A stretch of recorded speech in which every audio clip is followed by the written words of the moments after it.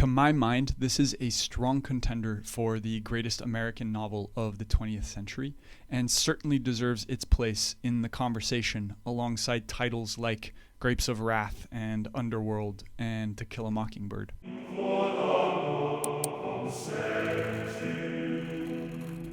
This is American Pastoral by Philip Roth, a man who hopefully needs no introduction because, of course, he is one of the most celebrated and also one of the most controversial American writers of the 20th century.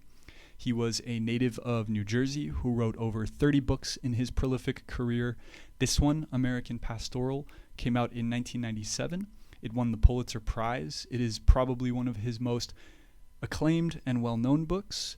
It is the first in a trilogy he would then go on to write called the Newark Trilogy, and it essentially follows one character named Seymour the Swede Lvov, who on the surface seems to live this kind of pristine, perfect American life, but as the layers are peeled back, what is revealed is something much more sinister, and the idea of a man living the quote-unquote American dream slowly gets unraveled and dismantled by political violence and the kind of uncontrollable chaos of the real world. From a big picture perspective, this book is not just about the collapse of one man's life, but actually more about the collapse of a version of America that existed or was at least purported to exist at the beginning of the 20th century, and also about the collapse of our idealization, which is not only an inherent part of growing up, but is also kind of exacerbated in this context by the systematic changes that were happening in American culture in the latter half of the 20th century. One of the most interesting techniques Roth uses in this book has to do with point of view, and it's something I want to hone in on immediately,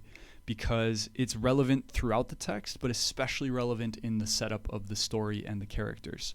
When we first meet the Swede, he is a high school student, he's an athlete, he's something of a local legend, he's essentially revered by everybody around him as a golden boy, but our entire understanding of him as a character is filtered through the perspective of our narrator, Nathan Zuckerman, who at the time was a younger student while the Swede was in high school, which means our introduction to the Swede, who is ultimately going to become the protagonist of the novel and the character we spend the most amount of time with, is not based on an accurate reflection of him as a person, but rather on this romanticized and idealized picture of him as seen through the eyes of our narrator. The reason I find this technique so interesting is because it essentially allows Roth to do two things at once. On the one hand, he gets to establish the Swede as this romanticized, idealized character, which does a lot of narrative work in terms of building expectation for who the Swede is going to be and what kind of life he's going to live. But what it also allows him to do is turn the Swede into a symbolic representation of something much bigger, which I would equate to the idea of the American dream. And by using the Swede as a kind of vicarious, symbolic representation of that, Roth is able to say something quite profound about the nature of American culture, but in a way that never feels didactic. It's something that's embedded underneath the surface and is essentially approached sideways through the actual plot and narrative, as opposed to being something he shoves down your throat in a heavy-handed way. The whole book is essentially about the collapse of our idealized visions of life. And because Roth sets up the character of the Swede on two levels from the beginning, that lesson also can be read on multiple levels. Number one, in terms of how it pertains to Nathan growing up and the inherent process of maturing and realizing that our romantic visions of particular people or experiences in our life are not actually what we thought them to be. But then also on a much more philosophical and cultural level about the changes that were happening to American culture in the 20th century and the kind of disillusionment that led to a revelation about whether or not the American dream ever really was a thing that existed. There's another layer here with Roth's use of Nathan's perspective to tell the unfolding story of the Swede that I think is especially pertinent to what the Swede represents about American culture and another central theme in the book that Roth is continuously touching on. As I mentioned, we first meet the Swede when he's in high school, and this is something that we essentially experience through Nathan's memories of that time period. We then cut to the present tense for a short period of time. Nathan and the Swede are now both middle-aged men, and they happen to meet and have dinner together. And this is the first time that Nathan has seen the Swede or interacted with him since they were in high school. So he has essentially not been part of this person's life through many, many decades of time. The bulk of the novel, however, takes place much earlier in the Swede's life, during his first marriage, which is, of course, a period of time that Nathan didn't actually experience. Despite this, Roth still maintains the subjectivity of Nathan's perspective throughout the book. And the way that he does this is by having Nathan imagine the events that happened in this stretch of time in the Swede's life, based on a few broad strokes that he learns from the Swede's brother.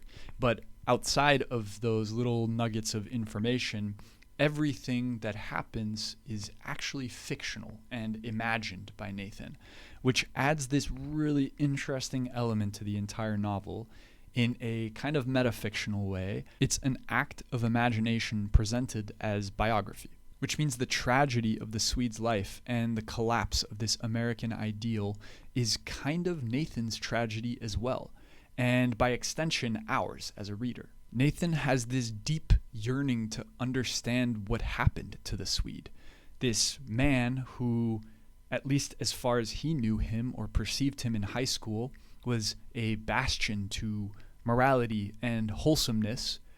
How somebody like that could fall so far from grace and become so destroyed and broken. And this, to me, is the way that Roth introduces another theme through the structure and his use of point of view. And that second theme has to do with something maybe even more universal than the collapse of this American ideal. It has to do with the impossibility of ever really knowing the truth. No matter how much he wants it, Nathan is never actually going to understand what happened to the Swede, why he was who he was, what happened to him, in the same way that he's never going to understand, or we are never going to understand, something as multifaceted and complex as the collapse of the American dream. And Roth builds this directly into the structure of his narrative, which to me is an incredibly sophisticated way to approach theme. He'd invoked in me when I was a boy, as he did in hundreds of other boys, the strongest fantasy I had of being someone else. But to wish oneself into another's glory as boy or as man is an impossibility, untenable on psychological grounds if you are not a writer, and on aesthetic grounds if you are. To embrace your hero in his destruction, however, to let your hero's life occur within you when everything is trying to diminish him, to imagine yourself into his bad luck, to implicate yourself not in his mindless ascendancy when he is the fixed point of your adulation, but in the bewilderment of his tragic fall, well, that's worth thinking about. Beyond his use of perspective, there is also this sense when you're reading American Pastoral that you're reading a writer who is at the pinnacle of their craft. There are entire passages and pages in this book that I annotated and noted in the margins saying this felt like reading somebody in a perpetual flow state. And it does, because Roth is so unbelievably good at marrying so many layered elements of great writing in a way that makes the reading experience feel rich and textured and dense and real and emotional. His world building, his character building, his sense of idiom, his use of language, his sentence structure, his affinity for narrative structure, for constructing a plot. All of it has this quality of being totally effortless, but then also at the same time kind of relentless, because it's filled with so much energy. It almost feels to me like when you're reading this, you are being dragged across a lake on a wakeboard by a guy who seems like he's driving way too fast, but actually knows exactly what he's doing. But somehow, even though it is so dense and relentless, everything still feels like it belongs and serves some kind of purpose in the narrative. And that, to me, is a magic trick that I'm not sure I will ever understand. For example, the Swede's father, Lou Lvov, is a business proprietor, and he owns a leather glove manufacturing business. This was a business that he started from the ground up as a young man and turned into something of an empire.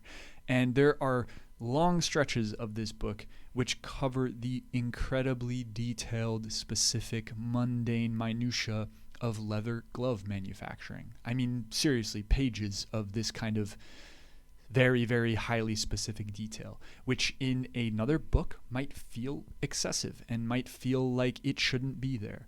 But somehow here it feels totally appropriate. And what it does is actually increase the level of immersion and helps Roth create a world that feels so tangible and lived in that I kind of find it hard to believe that he himself did not spend 20 years of his life in the leather glove industry. But it's also brilliant on a symbolic level, and Roth certainly did not pick leather gloves by accident. There's a reason why that's the industry that the Swede's father is involved in, and the Swede ultimately ends up being involved in as well when he takes over the business. And it also is symbolic on multiple levels because, of course, Roth is never going to just do one thing. He's always doing three things at once. It's symbolic in the sense that it represents an outdated and antiquated mode of production. These are leather gloves that are being sewn by hand, and as the course of the novel progresses, that becomes one of the plot elements of whether or not this is a sustainable mode of production, whether this can be financially viable when things are being outsourced to other countries, things are being automated, and that in and of itself becomes one of the central cogs in this machine of the American dream collapsing. But there's also this second symbolic layer which has to do with the image of a glove and what it represents in terms of getting your hands dirty or trying to protect yourself from reality. And it all comes together to create this unbelievably rich tapestry of significance and meaning that is built entirely through specificity and detail and symbolism, as opposed to being overwrought or way too on the nose and direct. The only other thing that I've read by Roth so far is Goodbye Columbus, which is his famous novella, which was the first thing that he ever published as a writer. And one of the most lasting impressions I have of that novella is the symbolism that Roth is able to create, and more specifically, the very memorable visual imagery that he produces that kind of becomes burnt into your brain. There's a famous scene that I love to talk about where one of the protagonists opens a fridge and it's full of fresh fruit.